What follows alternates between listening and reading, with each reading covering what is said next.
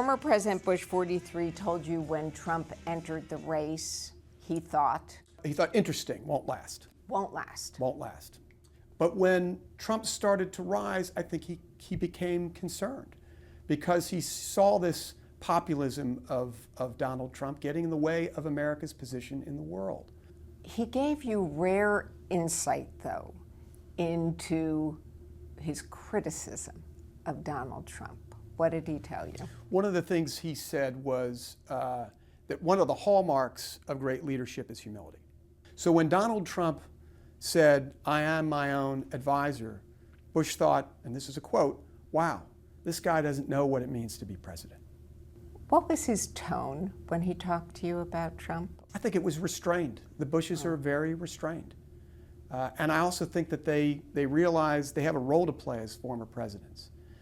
And they have to be restrained. They have to be dignified. He weighed his words. I think he did, yes. President Bush 41 was a bit blunter. He said that he thought Donald Trump had, quote, a certain ego, and then he told you point blank, he's a blowhard. Oh. He's a blowhard. And I don't like him, plain and simple. And I'm not excited about him being a leader, was his quote. And if you look at the Bush family, it makes perfect sense. Donald Trump is everything that the Bush family is not.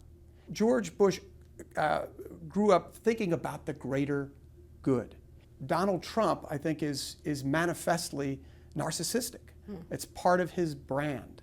And that brand is the antithesis of the Bush brand.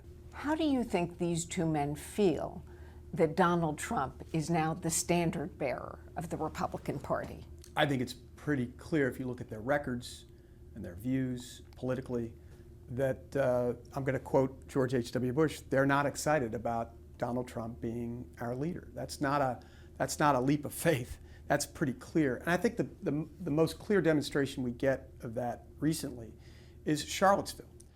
The Bushes came out with a joint tweet, which they had never done in the past, condemning bigotry and anti-Semitism and all the things that were on display in Charlottesville among the white supremacists. That was a clear betrayal of American values, and the Bushes came out with that joint statement. I think that spoke resoundingly about the void in leadership that they were seeing from the White House.